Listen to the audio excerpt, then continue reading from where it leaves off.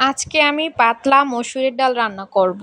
তো সেই রেসিপিটি আপনাদের সাথে শেয়ার করতে চলে আসলাম। ফার্স্টে আমি মসুর ডাল ধুয়ে একটা বাটিতে করে পানি সহ নিয়ে আসলাম। একটা প্যান গরম করে এর ভিতরে আমি ডালগুলো দিয়ে দিলাম। এখন এটা সেদ্ধ বসাবো। এর মধ্যে অল্প হলুদের গুঁড়ো দিয়ে দিলাম।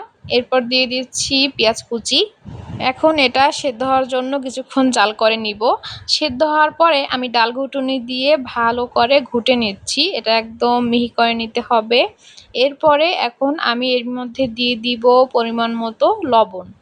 লবণ দেওয়ার পরে আরেকটু ঘুটে নিলাম।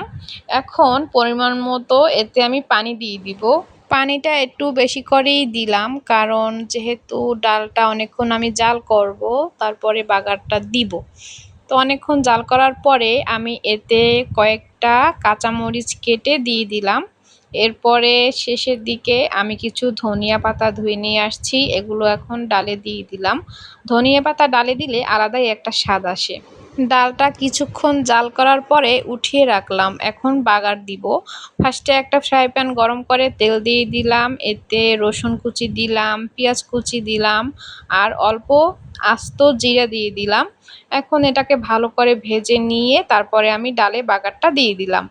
এই যে আমার ডাল রান্না কিন্তু একদম কমপ্লিট। আর ডালে বাগার দেওয়ার পরে কিন্তু জাল করি না আমি, কারণ জাল করলে বাগারের ঘ্রাণটা থাকে না।